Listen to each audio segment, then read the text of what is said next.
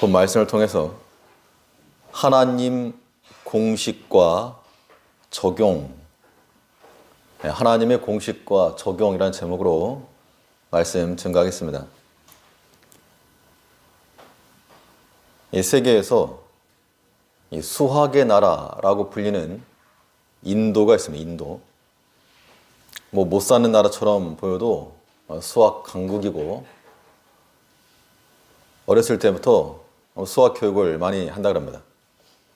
그래서 숫자 0을 발견한 나라가 인도이고, 또 그 나라 학생들은 어렸을 때부터 우리 애들은 9구단을 배우는데 그쪽 애들은 19구단을 배웁니다. 19구단. 19구단까지 다들 외우고 있다.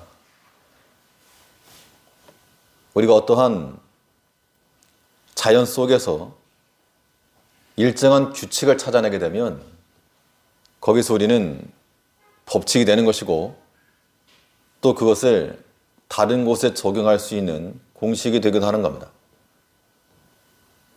그 일정한 규칙을 찾아내는 것이 실력이죠, 사실은. 이런 자연 세계에만 법칙이나 공식이 있는 게 아니고,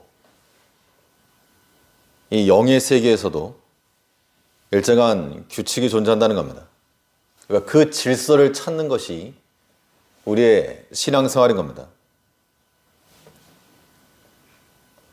하나님이 어떠한 분이신지에 대한 변치 아니하시는 하나님의 성품, 속성, 그것을 찾고 그 찾은 대로 우리가 살아가는 것, 이것이 마치 하나님의 공식을 발견하고 그 공식을 적용시켜 쓰는 것과 같다는 겁니다.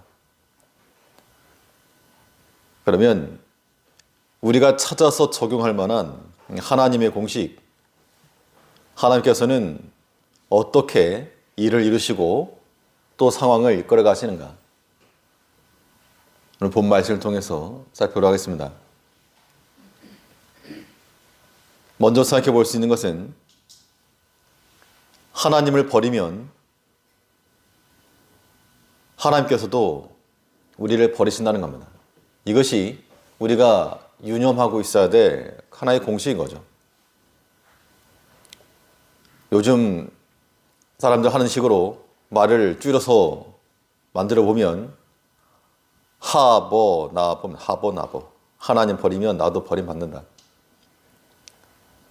그럼 믿음의 성도들이 하나님을 버리는 경우가 과연 있을까? 오늘 성경 본문을 보시면 이 하나님 백성들이 여호와를 버렸다라고 말씀하고 있죠. 우리 먼저 6절 말씀을 보시면 이스라엘 자손이 다시 여호와의 목전에 악을 행하여 바알들과 아스타롯과 아람의 신들과 시돈의 신들과 모압의 신들과 암몬 자손의 신들과 블레셋 사람의 신들을 섬기고 여호와를 버려 그를 섬기지 아니하므로, 믿음의 조상들이 있었던 백성들이요, 하나님 인도하셔서 그 약속의 땅에 들어갔고, 또 하나님께서 구원하셔서 그 땅에 태평성대를 주셨던 그때에, 그래서 앞에 보시면 돌라와 야일이라고 하는 사사가 일어나서 약 45년간 태평한 시대를 지냈지만, 그 평탄한 시기에 이 백성들은 또 다시 여호와를 버려 우상을 따라갔다라고 말하고 있습니다. 그러니까는 이 믿음의 성도들에게 중요한 것은 하나님을 따라가는 건데, 하나님을 찾고 놓치지 않고 따라가는 것인데 버렸다는 겁니다. 어떤 경우에 하나님을 버리게 되는가, 놓치게 되는가? 눈에 보이는 거 따라가다가, 눈에 보이는 거 따라가다가. 하나님 우리 눈에 보이지 않으실지라도 신유하시는 분이요, 또 우리의 삶의 실체가 되시는데 눈에 안 보이니까 눈에 보이는 거 따라가다가 놓친다는 겁니다. 만일 해외로 여행을 가셨다 하면 그 현지 사정을 모르니까 같이 간 일행들과 같이 가시겠죠. 가이드를 따라가든지, 어디 시장을 간다 그래도 이것저것 신기한 게 많이 있어도 진열된 상품들 쳐다보고 가게 되면 길 잃어버리는 겁니다. 함께 가는 동료들이 어디 있고, 가이드 하는 사람이 어디 있고, 그런 것들 염두에 두고 갈 때 뭐 시장도 보는 것이고 물건도 사는 것이지, 그냥 신기하고 먹을 거 많다고 그거 따라가다가는 놓치는 겁니다. 마치 우리 성도들이 그와 같은 일을 자행할 때가 많다, 이런 얘기죠. 우리가 하나님을 버리려고 해서 버리는 게 아니고 다른 거 따라가다 보니까 잊혀졌다, 그 얘기입니다. 오늘 본문에도 보시면 가만히 있는 하나님을 그냥 버린 것이 아니고요, 이 백성들이 그들의 눈을 들어서 우상을 향하였을 때 하나님을 잊어버리고 버렸다는 겁니다. 6절에 있는 것처럼 이방 신들, 이런 신들을 섬기고 여호와를 버려. 그러니까 우리 신앙생활이라고 하는 것이 우리가 믿음생활 하시다가 처음부터 하나님 떠나거나 이런 일 없는 거죠. 태평하니까 큰 어려움이 없으니까 이제 자꾸 이제 다른 쪽으로 생각이 가는 것이고, 다른 데 관심이 가는 것이고, 조급, 간절함 이런 게 사라지는 것이죠. 그러다 보니 내 눈에 보이고 들리고 하는 것 따라가다가 하나님 잊어버린다는 겁니다. 그래서 우리는 무엇을 보고 무엇을 듣고 무엇을 접하는가, 이것도 굉장히 중요한 겁니다. 이 믿음의 성도들에게 있어서 가까이 해야 될 것이 있다면 하나님 말씀을 가까이 되겠죠. 성경책이라고 말하고, 그 성경이 우리 삶 가운데 얼마만큼의 거리가 있는가, 손 뻗으면 있을 정도의 거리에 있다. 그러면 이 성경책의 거리만큼이나 우리는 이 세상과의 거리도 항상 측정을 하고 또한 경보를 울릴 수가 있어야 됩니다. 왜 집안도 가만히 놔두면 어지러지잖아요. 그게 이제 엔트로피 법칙이라고 하는 것인데, 가만히 있어도 어지러지고 무질서지는 겁니다. 가만히 놔둬도 철이 녹쓰는 것처럼 우리 사람의 심령도 마찬가지입니다. 우리가 아무리 영적으로 중립 상태에 있고 죄를 짓지 않고 그래도 가만히 놔두면, 힘쓰지 않으면 자연스럽게 이 녹이 슬게 되었다는 겁니다. 그런데 우리는 하나님 섬길 때 섬김에 있어서 부지런함을 가지고 주를 향하여서 힘을 쓰라고 성은 눈에 말하고 있는 겁니다. 우리가 무슨 직분을 가졌네, 그게 중요한 게 아니고, 우리가 힘쓰지 않으면 다 이끼가 끼고 하나님 점점 잊어버리는 겁니다. 나는 하나님을 향하고 있다고 생각을 하고 있는데, 만일 하나님이 모습이 점점 줄어들고 희미해지고 멀어지고 그 말씀이 나에게 미치는 영향력이 미비해진다 그러면 하나님 떠나고 있는 겁니다. 얼굴은 고개를 쳐다보고 있어도 몸뚱이는 반대 방향으로 가는 겁니다.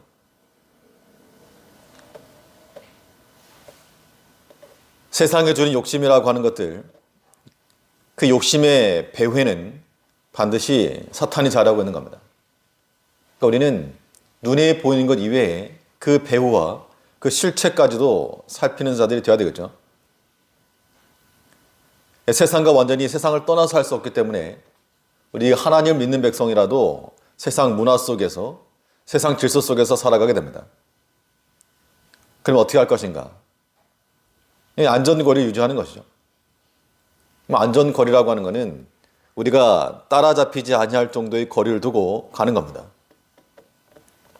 그러니까 세상을 가까이 하게 되면 금세 따라잡히는 겁니다. 세상에 주는 즐거움이 분명히 있지만 우리는 하나님을 가까이 얻는 즐거움을 더 크게 여길 수 있어야 됩니다.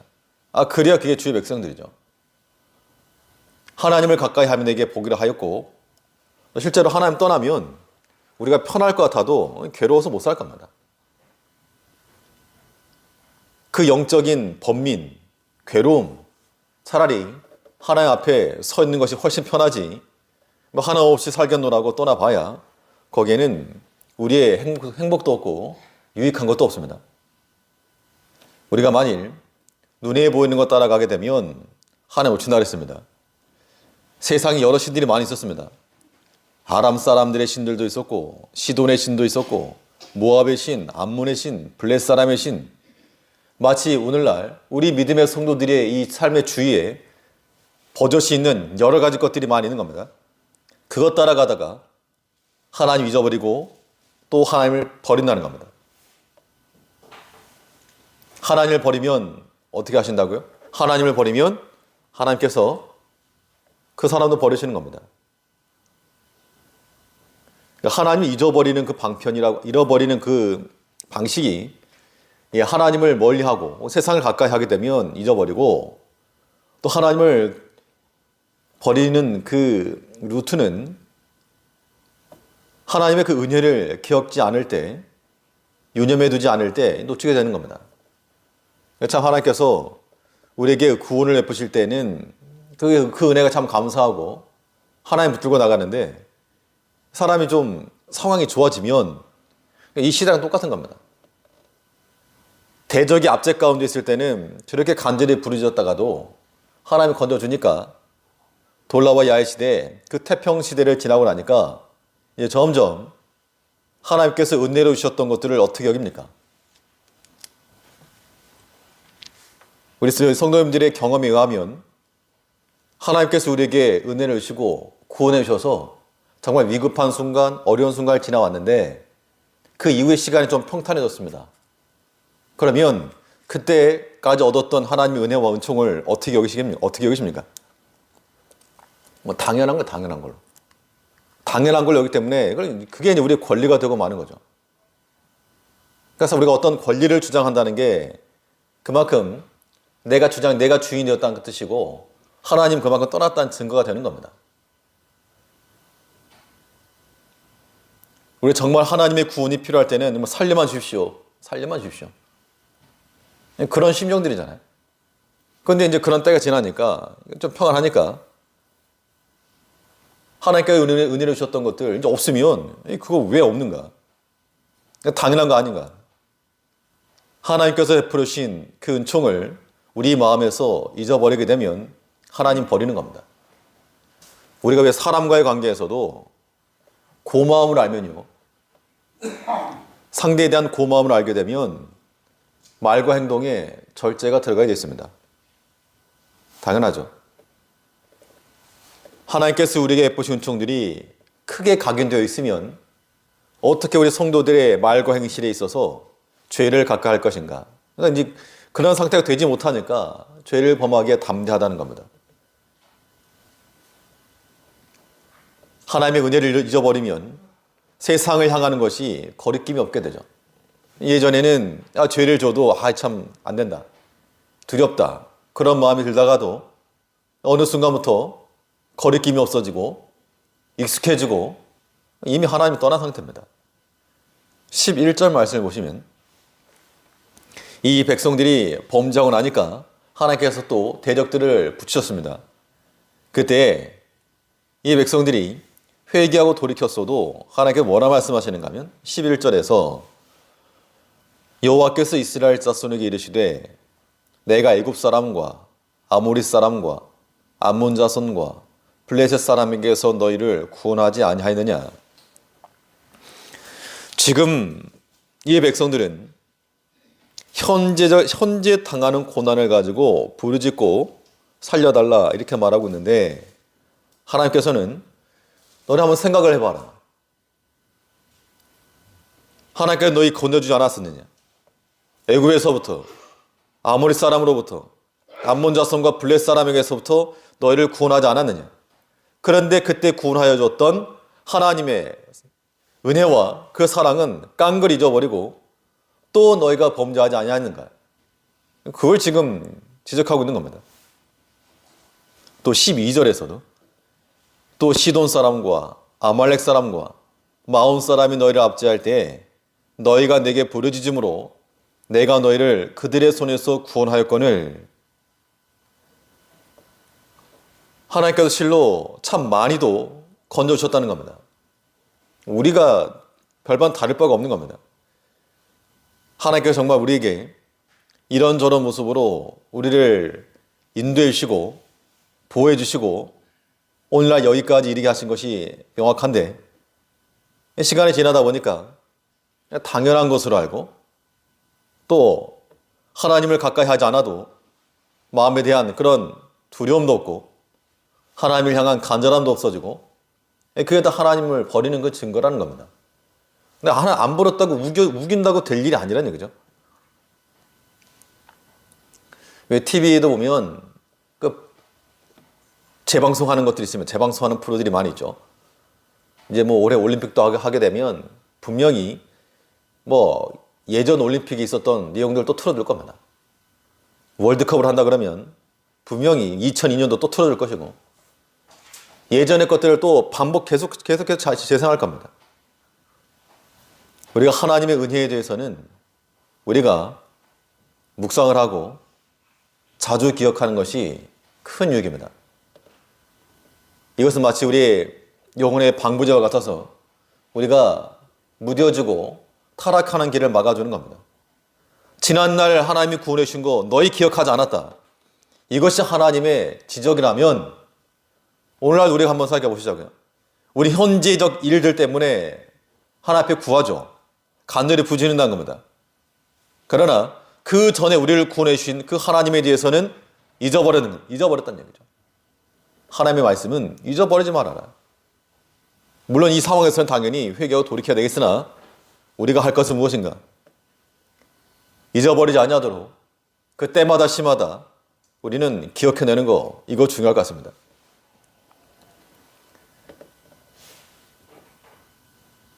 우리가 바른 신앙에 서 있다는 증거가 무엇인가?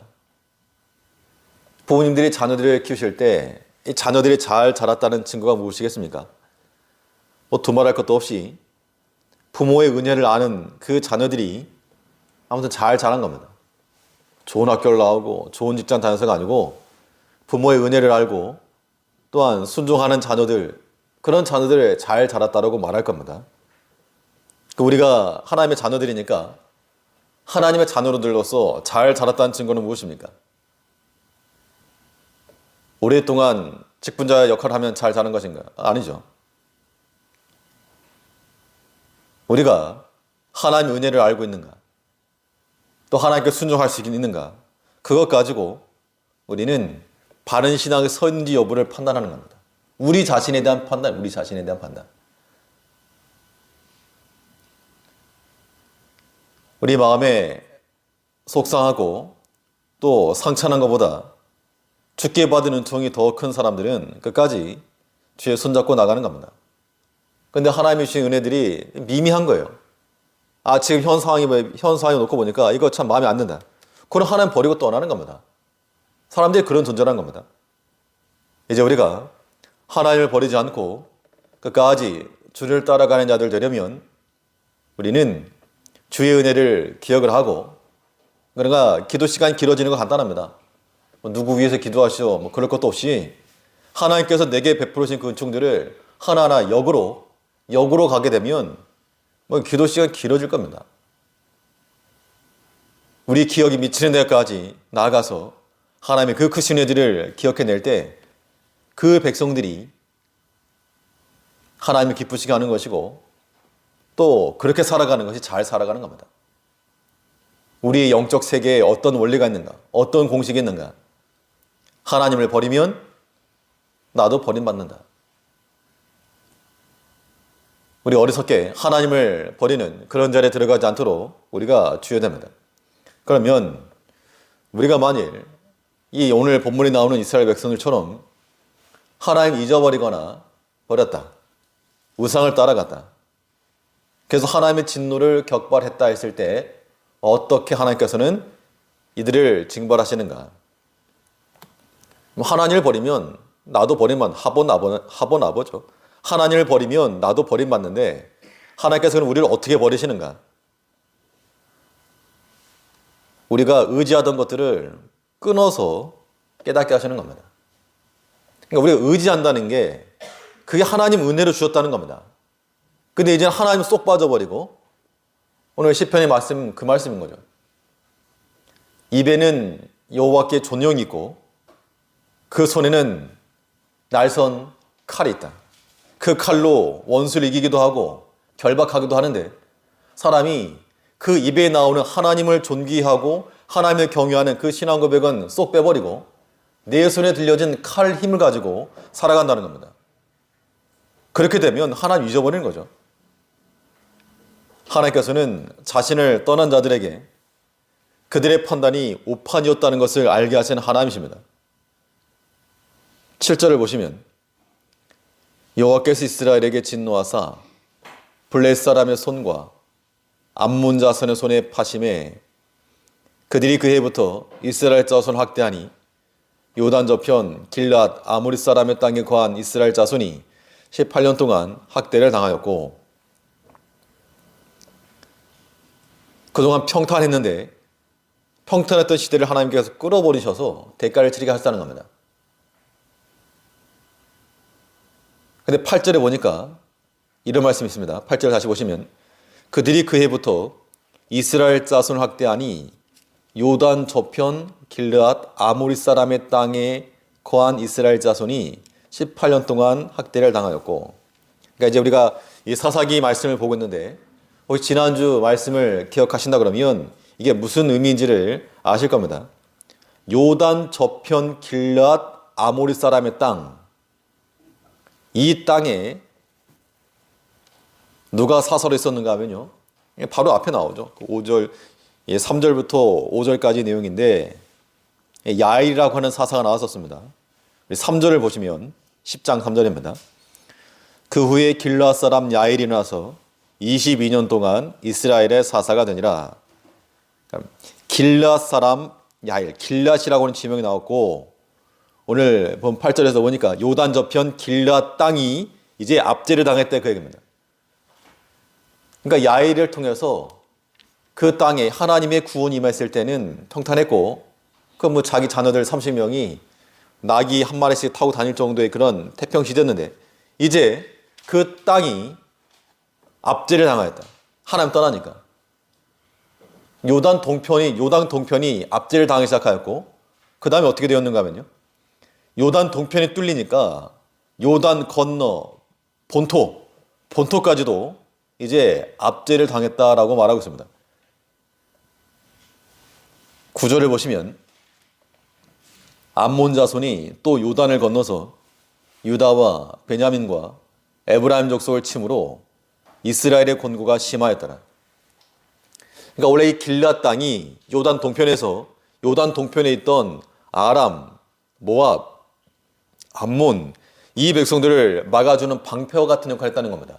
그래서 요단 서편이 안전했던 거죠. 근데 이제 요단 동편이 뚫리니까 이 대적들이 요단을 건너 본토까지 들어와서 압제했다 그 얘기입니다. 이것이 우리에게 시사하는 바는 우리가 하나님을 따르고 하나님을 섬길 때에는 하나님께 지켜주셨지만, 근데 사람들은 그렇게 생각했을 거라고요. 태평하다, 평화롭다, 아무 일도 없다. 마치 오늘날 우리 한국과 같은 상황인 거죠. 전쟁 이후 특별히 전쟁 없으니까 평탄하다, 이렇게 그렇게 생각하지만 언제 어떻게 될지 모를 일이죠.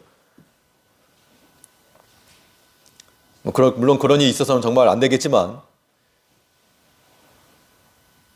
하나님께서 우리에게 은혜로 우리로 하여금 섬기게 하신 교회가 있고 가정이 있고 또 사명이 있다는 겁니다.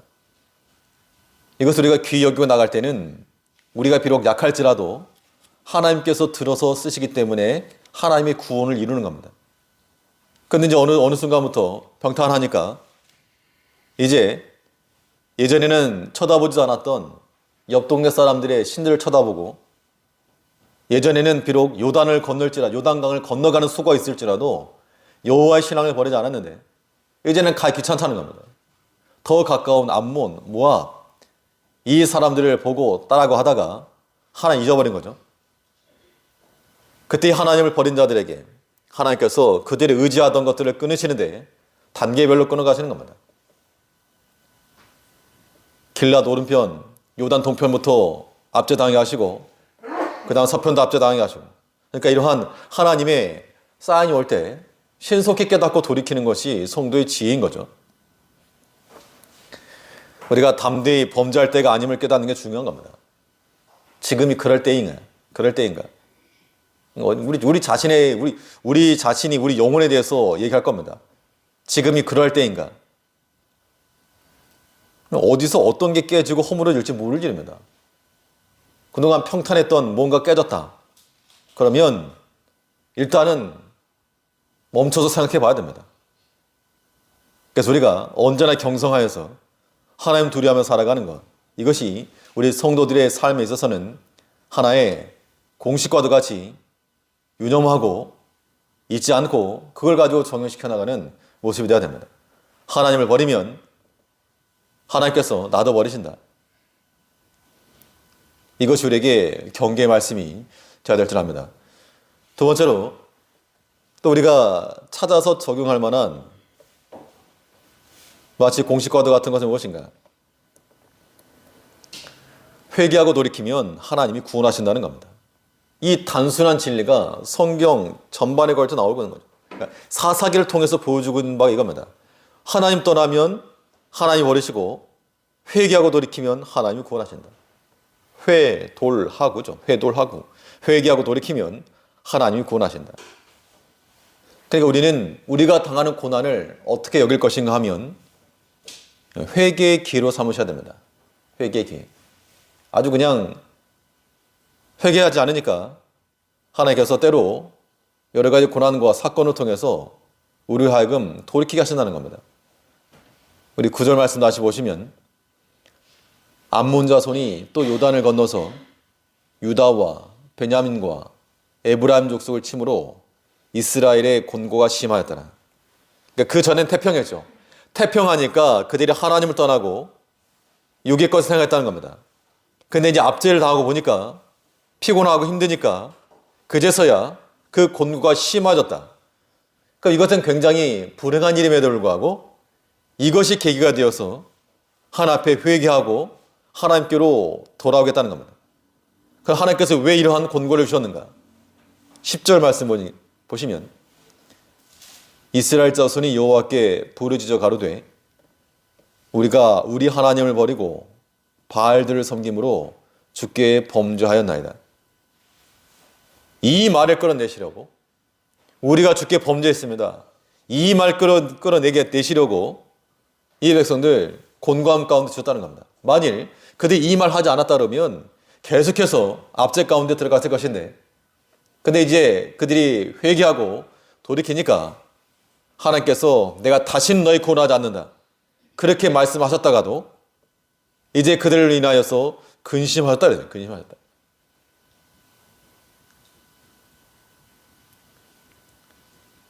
우리가 고난 가운데 임할 때 우리 신속히 하나님께로 돌이킬 줄 아는 것이 하나님의 공식을 활용할 줄 아는 자들의 지혜인 겁니다. 고난에도 종류가 있죠. 하나님께서 죄 때문에 우리를 심판하시는 심판의 고난이 있고 또 반면에 연단하시기 위한 고난이 있다는 겁니다. 심판의 고난에 대해서는 어떻게 대처할 것인가? 이 심판의 고난에 대해서는 회개하고 돌이켜야죠. 다윗이 범죄했을 때 하나님께서 그에게 여러 가지 고난을 주셨습니다. 그 고난에 대해서 그는 회개하고 돌이켜 그 고난의 때를 지나갔습니다. 반면 하나님께서 우리를 들어쓰시려고 연단의 때를 주시느라고 고난 주실 때는 어떻게 할 것인가? 이때는 인내의 깊이를 깊게 하는 겁니다. 인내를 참는 거죠. 우리가 어떤 죄를 범하지 않았어도 고난 당할 수 있다는 겁니다. 내가 특별히 잘못한 것도 없는데 왜 하나님 나를 이렇게 공곡해 하십니까? 여전히 하나님께서 지금 만들고 계신다는 만들고 계시는 중. 도대체 언제까지 만드시려고 합니까? 하나님께 모세를 들어쓰실 때 40년 동안 애굽에서 왕자로서 왕수를 받았죠. 그만하면 쓸만하죠. 근데 하나님께서는 아니다. 80이 되기까지 40년간 더 훈련받은 겁니다. 그리고 나서 또 쓰임 받았죠. 그러니까 일단 80 전까지는 다 일단 고난 받는다 생각하시고 그런 마음을 가지시고 때로 우리가 어떤 특별한 잘못이나 불순종이나 이런 게 없어도 우리가 고난 당할 수가 있는데 그때 할 일은 인내로 그때를 지나는 겁니다. 욥이 그래 했고 욥이 잘못한 거 없었죠. 그러나 믿음으로 인내로 그 때를 지나니까 하나님께서 갑절에 보이셨다는 겁니다. 또 요셉이 그러했고 특별히 잘못한 거 없었는데 미움과 시기를 받고 감옥에 갇히게 되었고 그러나 그것이 그를 왕의 앞에 서게 하는 지름길이었다는 겁니다.